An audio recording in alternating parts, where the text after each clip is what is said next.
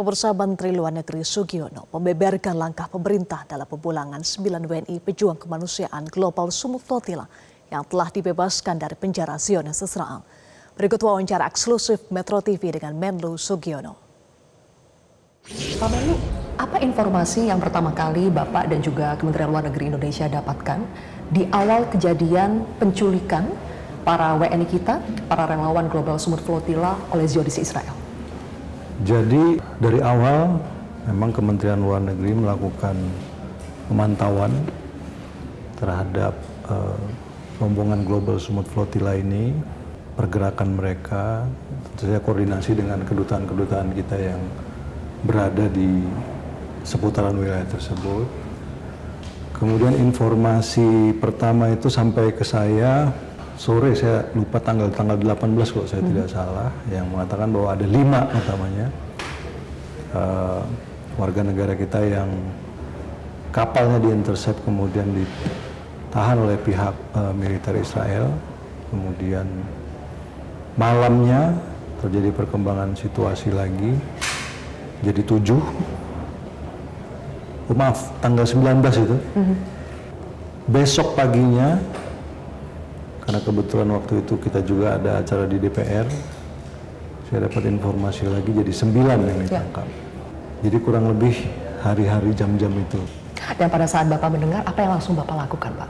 Pertama, saya waktu itu menghubungi perwakilan kita di Jordan dan di Turki untuk mencari tahu, mencari informasi yang lebih lanjut tentang situasi, karena informasi yang didapat itu sifatnya ya tidak A1 ya, simpang siur.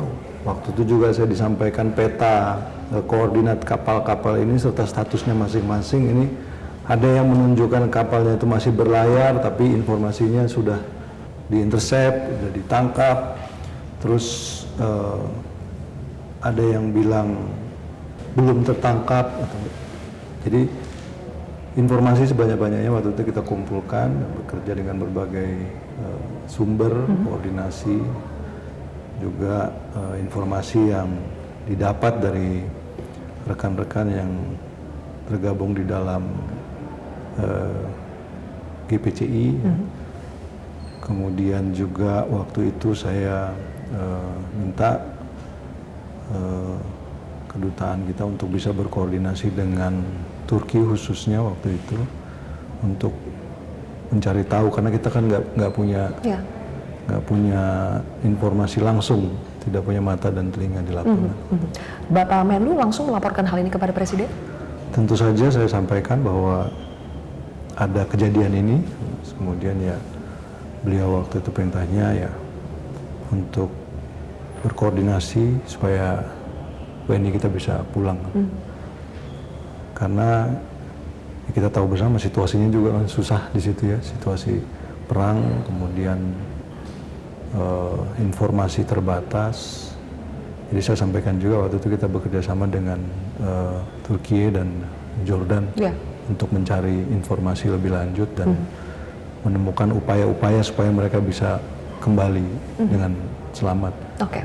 Dan ternyata ketika sudah jelas Pak bahwa mereka diculik oleh Zionis Israel, kemudian beredar dengan sendirinya video yang dipublikasikan oleh Menteri Keamanan Nasional Israel, Itamar Ben-Gvir, yang memperlihatkan bagaimana para relawan itu diperlakukan. Ada diputar lagu kebangsaan Israel, kemudian juga mereka diolok-olok, disiksa dan sebagainya. Pada saat itu bagaimana respons Anda, Pak? Terus terang ya, saya juga merasa itu suatu tindakan yang ya secara hukum melanggar, kemudian terlalu berlebihan juga, ya kan? Karena ini adalah kelompok masyarakat sipil yang memiliki niat untuk memberikan bantuan kemanusiaan kepada rakyat Palestina, khususnya di Gaza. Kemudian mereka diperlakukan seperti itu sesuatu yang saya kira ya kalau berbicara soal aturan jelas melanggar. dan kita juga menyampaikan kecaman yang keras pada waktu itu. Kita juga menyampaikan kecaman ini di Dewan Keamanan PBB pada saat tanggal 21 Mei bahwa ini ada sesuatu yang tidak bisa diterima dari JS, dan saya kira negara-negara lain juga mempunyai respon yang sama dan memberikan seruan lah agar mereka segera dilepas. Terkesan senyap, Pak, tapi ternyata publik terkejut dalam waktu singkat. Para WNI bersama dengan tahanan yang lain semuanya bisa dilepas, kemudian dideportasi lewat Turki dalam waktu yang cepat, dan hari ini sudah tiba di tanah air. Sebetulnya apa yang terjadi di belakang layar, Pak? Seperti apa upaya negosiasi yang kita lakukan? Namanya koordinasi ya, kita koordinasi ya tentu saja satu dilakukan setiap saat dengan berbagai pihak, dengan berbagai lembaga yang terkait, saya kira. Dan itu juga kan tidak mungkin setiap kita koordinasi atau hubungan kan kita mempublikasikan. Jadi kita juga memantau perkembangannya itu jam demi jam, ya kan. Jadi tidak mungkin juga sempat untuk memberikan press statement atau update, tapi ada statement-statement di mana kalau misalnya kita sudah dapat informasi yang lebih maju, yang lebih bagus kita sampaikan. Itu pertama. Yang kedua juga itu pilihan, karena dalam situasi seperti ini ada hal-hal yang sangat sensitif. Contohnya sensitif adalah jika terlalu banyak publikasi yang berlebihan, ya, yang kemudian mencerminkan pandangan-pandangan dan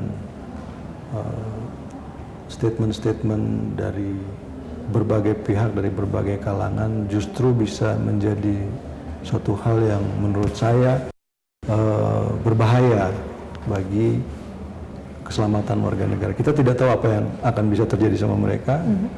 Kita tidak tahu apakah kemudian publisitas yang berlebihan ini juga kemudian membuat mereka kemudian berpikir ulang atau tidak, atau kan kita jadi senyap sedemikian rupa sehingga tidak ada hal-hal yang sifatnya itu bisa memancing atau memprovokasi. Yang penting adalah waktu itu bagaimana warga negara Indonesia yang 9 ini bisa selamat, ya kan, bisa kembali pulang, dan itulah upaya yang kita fokus pada waktu itu. Dan ternyata ketika 2-3 hari itu sudah mendapat informasi bahwa dilepaskan, Bapak sendiri terkejut tidak dengan proses yang begitu cepat ini? Jadi saya juga tidak menyangka secepat itu, walaupun kita berharap cepat. Iya. Karena waktu itu juga saya kan pada saat rapat kerja dengan Komisi 1 DPR, saya ditanya kira-kira kapan. Saya tidak berani memberikan janji waktu karena kita juga bukan dari pihak yang bisa mengontrol situasi. Jadi pemerintah Turki mengirim Turkish Airlines untuk menjemput warga negara, termasuk warga negara kita. Dan dari situ informasi juga saya tahu bahwa warga negara kita akan bisa segera keluar dari sana. Nah, waktu itu dijadwalkan 18.50 pesawatnya take off. Tapi ternyata 18.50 juga belum take off. Bahkan waktu itu kalau saya tidak salah sampai jam 19.20-an, 25 gitu. Baru kemudian taksi, dan itu 3 pesawat itu yang saya nunggu sampai yang ketiga keluar dari wilayah udara. Jadi Bapak pantau satu persatu jam per jam waktu itu. Ya, ini situasi perang, situasi konflik. Kita tidak tahu apa yang akan terjadi, makanya kita waktu itu benar-benar memastikan supaya semuanya aman, semuanya bisa keluar dengan baik. Walaupun kalau berkaca pada mereferensi pada GSF yang pertama itu, mereka akan melepaskan juga anggota konvoi itu, cuma kita kan tidak tahu ini yang kedua kali apa yang akan dia lakukan. Apakah akan berlakukan sama atau tidak. Jadi masih ada juga tekan masih Pak ya ketika pasti memantau itu ya. Baik, Pak Menlu, Tadi Bapak sudah menyampaikan bahwa ada 3 WNI kita yang mengalami trauma. Kita juga menyaksikan bahwa faktanya mereka mengaku disiksa, bahkan sampai ada yang disetrum juga. Dengan tindakan-tindakan yang sudah jelas tadi Bapak sampaikan melanggar, ada banyak hal Pak yang dilanggar. Ada prinsip kebebasan navigasi, perlindungan personil kemanusiaan, betul hak asasi manusia, hukum humaniter internasional, dan Bapak mengatakan bahwa langsung pada tanggal 21 Mei perwakilan Indonesia di PBB itu sudah menyuarakan dan mengecam dengan keras apa yang dilakukan oleh Zionis Israel. Dan Bapak mengatakan hari ini juga akan terbang ke PBB lagi, apakah Bapak akan kembali menyuarakan soal ini, Pak? Oh iya, tentu saja. Jadi perjuangan dalam rangka membela kemerdekaan Palestina dan dalam koridor solusi 2 negara merupakan sesuatu yang inherent dalam perjuangan dan diplomasi kita. Dan juga pada saat itu, ini satu amanah Undang-Undang Dasar yang juga kemudian ditegaskan pada saat pidato pelantikan Bapak Presiden waktu itu, bahwa kita tetap akan membantu perjuangan rakyat Palestina. Dan saya kira di berbagai forum, di berbagai kesempatan hal itu juga akan terus kita suarakan. Dan apa yang dilakukan oleh teman-teman ini merupakan sesuatu yang saya menilainya perlu diapresiasi. Ini keberanian untuk menunjukkan dan mengimplementasikan perjuangan tersebut. Jadi saya kira di forum Dewan Keamanan ini juga kita akan bersuara lagi. Tetap bersuara untuk memperjuangkan penghapusan penjajahan untuk rakyat Palestina ya Pak. Terakhir Pak Menlu, bagaimana tanggapan Bapak Presiden Prabowo terkait dengan pembebasan para WNI kita? Beliau tanya saya perkembangannya, kemudian pada saat mereka sudah di pesawat waktu itu saya juga menyampaikan bahwa mereka sudah dilepas dan dalam perjalanan ke Istanbul. Kemudian kemarin sore beliau juga tanya saya lagi. Saya sampaikan bahwa mereka akan tiba di Jakarta pada hari ini. Jadi saya kira beliau pantau terus.